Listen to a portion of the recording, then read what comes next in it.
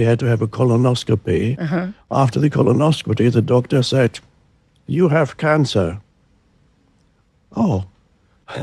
And when you hear that, usually, it could mean, yes, you could have a few more years. It could also mean you only have 6 months or 12 months. When you hear that, so I was a little shocked. Oh, the person was shocked.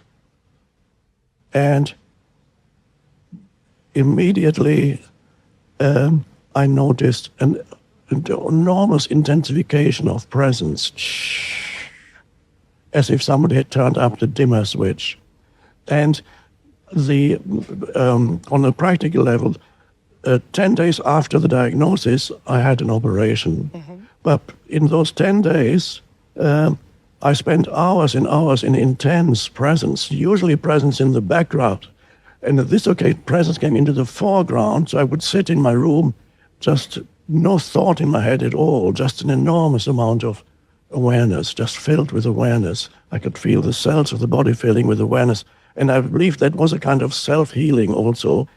And I had the operation, and they took section out of my colon. And then, after the operation, another scan, and said, fine, it hasn't spread anywhere. And I continued with the wonderful presence practice, because presence is also extremely healing. So I gave that as an example for when you're really challenged and you're already familiar what presence is, then you will find that you become, through the challenge, you become more present.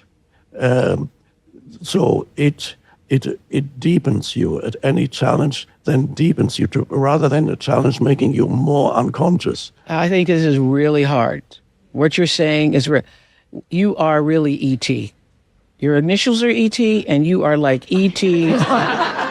sitting here in the chair, because I don't know nobody else who could do that. You hear that you get the cancer diagnosis and you go, oh, I think my presence is going to come forward. That's really, really challenging for most of us in the world. Yes. Yeah. And that's just because you stay in that space. It's always there. Yes. You are always aware that you are aware. Yes.